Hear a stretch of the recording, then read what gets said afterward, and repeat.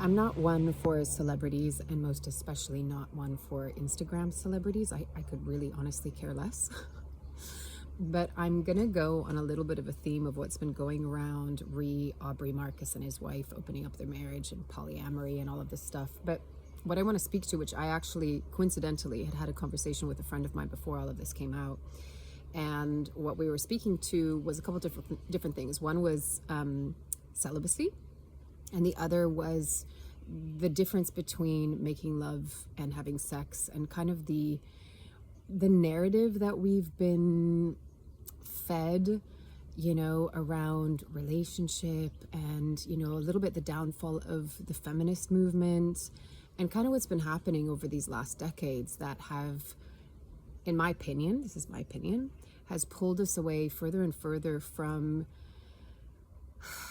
true union, partnership, and I'm gonna go as far as to say from divinity, source, God, whatever you want to call it. And I'm not speaking from a religious perspective. I'm really speaking from like what is true. And if you look at the world right now, if you look at people aren't very happy. There is an epidemic of single women, most especially, but also single men. Relationships are suffering. Divorce rates are high. And there's this whole kind of quote unquote liberal progressive movement that says, free love, polyamory, have lots of partners. Like, don't even get me started on like ethical non-monogamy and intimacy without commitment, my ass. Honestly, I think they're pretty labels that give permission for people to be avoidant, non-committal, to be 1 foot in, 1 foot out, to not deal with their shit and their shadow, to not deal with their wounding and their trauma. I'm not here to judge anyone that chooses to do that. I can only say through my observation of knowing people, both personally, friends of friends, clients, that most of the people that are practicing polyamory or ethical non-monogamy or intimacy without commitment, there's a lot of pain, suffering, trauma, drama, avoidance, spiritual bypassing. I think it takes a tremendous amount of consciousness, like tremendous amount of consciousness and emotional maturity to do it wisely, safely, kindly, respectfully. I really appreciated Eisen on Instagram, who him and his wife speak a lot to sacred union, and sacred union being one of the most powerful things on this planet. Like, when we are in self-love and in self-worth, we are powerful.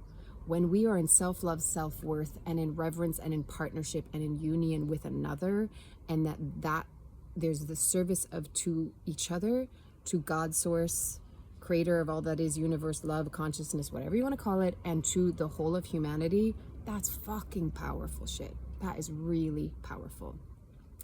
Everything else, the inversion, remember, brings you into the illusion of separation.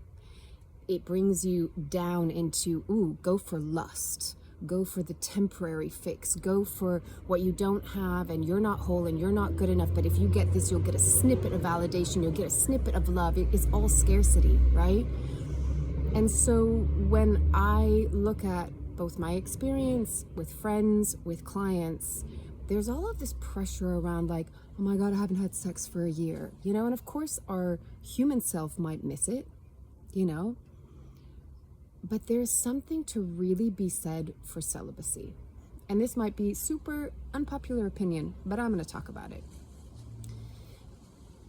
Maybe it's my age. Maybe it's because I feel like the frequency and the energies of things are changing, and I'm much more mindful of it goes even beyond self-worth. With some people that I'm working with, it really is about their worth, that they're looking through for validation, for acceptance, to be loved, to be seen. They think that sex and a man, I'm speaking especially for women, but it could be the other way around, that validation and that like love is going to come through the act of having sex with someone that they kind of don't know, and there's no commitment, right? But it's like taking crumbs. I'll take what I can get, right? And for a moment you get the little bit of a high, but most people on the other side feel a lot of pain, rejection, suffering.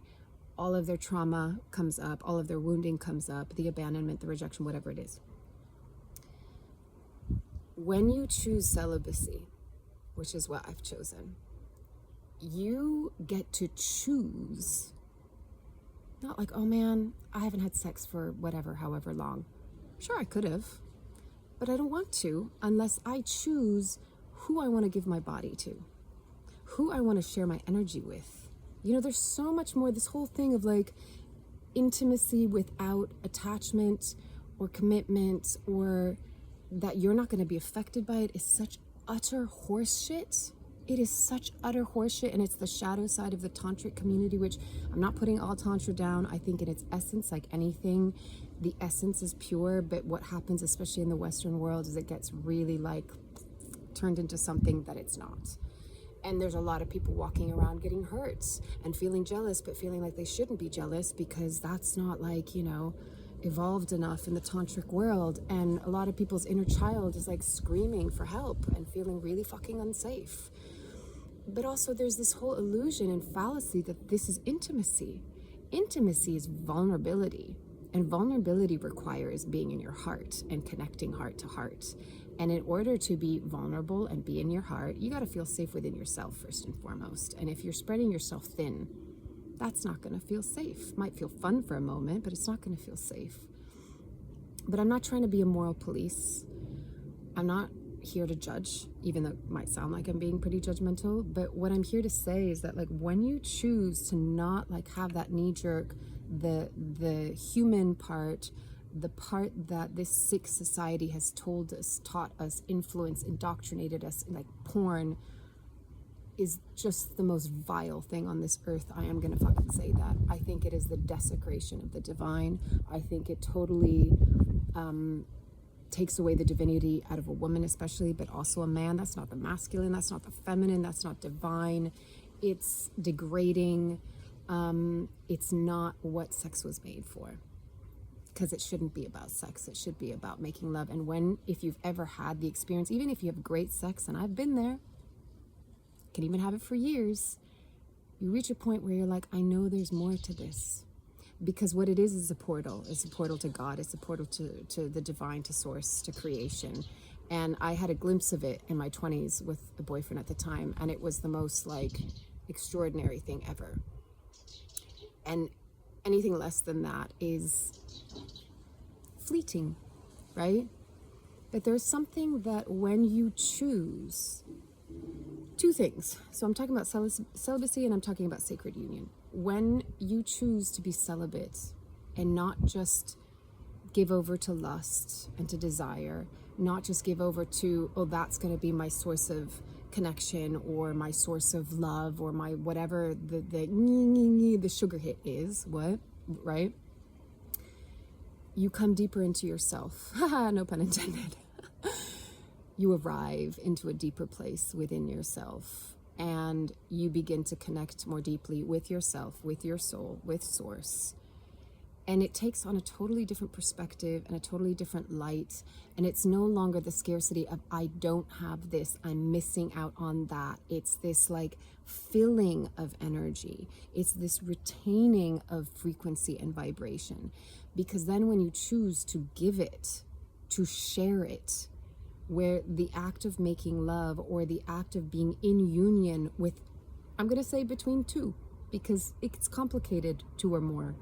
I think, like I said in the beginning, it takes a lot of consciousness. When there is that commitment, I choose you, you choose me, there is this being of service to each other. There is making love rather than just fucking around.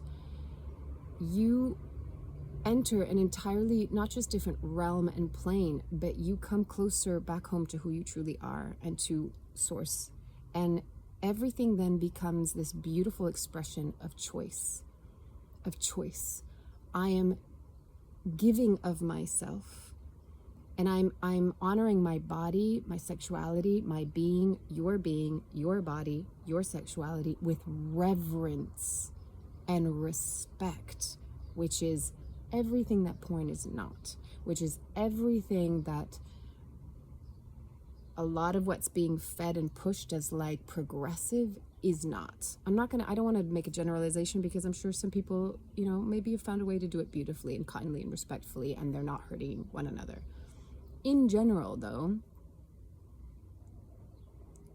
it lacks that, like, I'm in reverence to you. I'm not just using you as a meat suit, you know? And so this whole, like, opening up their everyone has their choice, right? But if we want to really, like, awaken, ascend, evolve, it doesn't happen by spreading ourselves thin.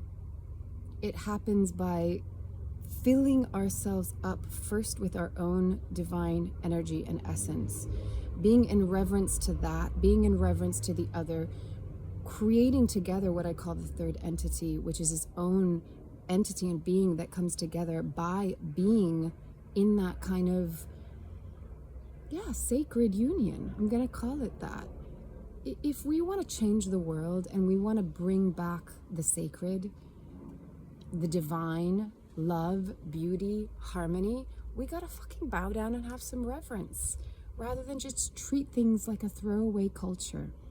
You know, you can swipe left, swipe right, you can go on another date, you can, you know, there's just so much shit that is so distracting that is giving you the false impression that there's something more, there's something better, and you're always going to be left feeling empty because you're going to be in scarcity starvation mode, like a parasite, like just for sugar, and it's never going to be enough, and you're going to always feel empty, and you're going to feel that void, and it's going to get bigger and bigger and bigger because it's the sellout to instant gratification rather than long-term fulfillment.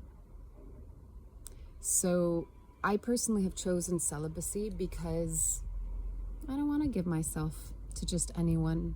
You know, maybe when I was younger, it was like, okay, I'll have a period of by myself, sometime with relationship, by myself again, maybe some playtime. But now I'm just like, no, it's not even going to be that enjoyable. You know, I'd rather something that's like, my life now is about simplifying and making it have so much more meaning because it's so much more beautiful. It's so much more beautiful. And there's a lot to be found when we can be in our own domain and feel safe there, feel content there, feel fulfilled there, feel whole there, feel loved there, validated there.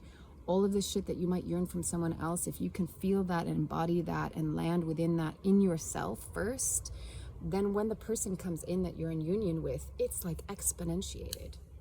It's enhanced. It's not a fixer. It's not a filler in. It's not to fill the void. It's to enhance and expand and grow and evolve.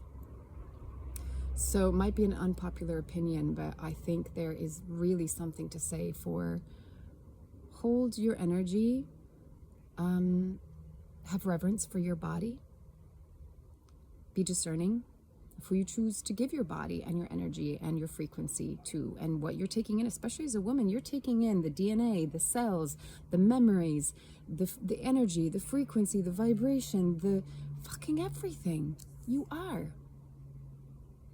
And for us to look at each other with reverence as whatever you want to call it, the labels, kings, queens, goddess, gods, it doesn't even need a label.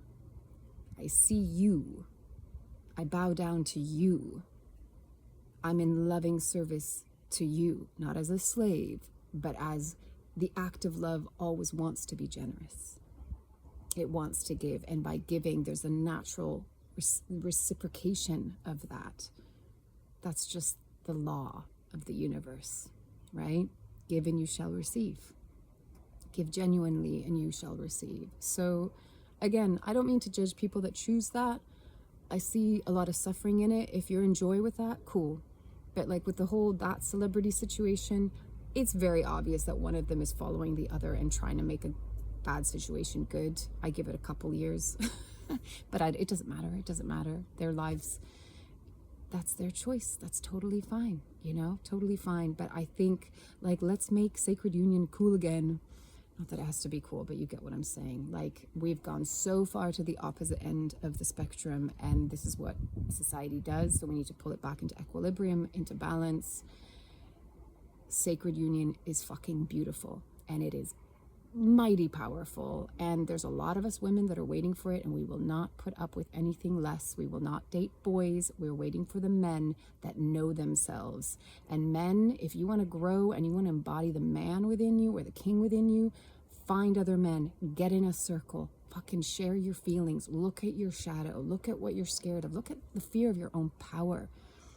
Deal with the shadow, the lust, the way that you've been indoctrinated, probably from a very young age through porn. Shed that shit, detoxify that shit.